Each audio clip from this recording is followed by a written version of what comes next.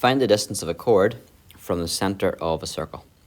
Pause the video and have a go at example 9. Before we get into example 9, we're going to understand what a chord is.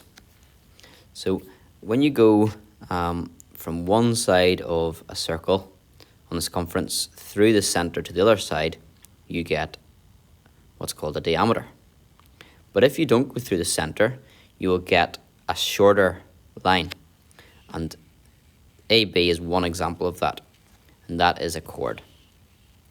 So a chord is simply a line that goes from somewhere on the circumference to somewhere else on the circumference. And it doesn't go through the center, otherwise it would be called a diameter. Okay, and it creates this sort of what you call a segment here, this segmental area. So example 9, the diagram shows a cross section through a tunnel.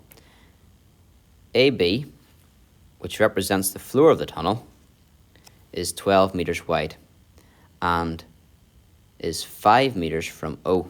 So it's not marked on there. You put in, this is 5. We have to find the radius of the circle.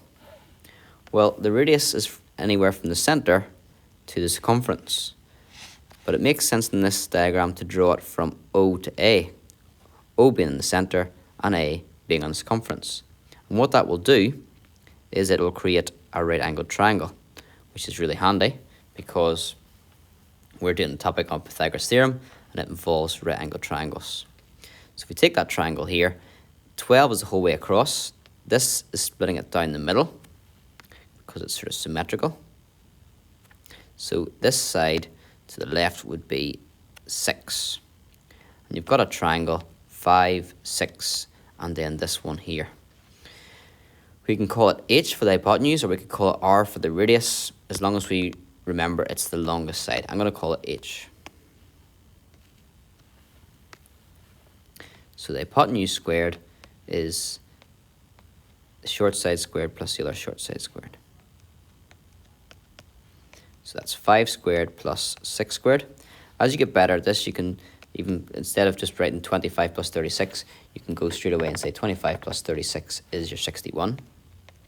So H is going to be the square root of 61. And that gives 7.81.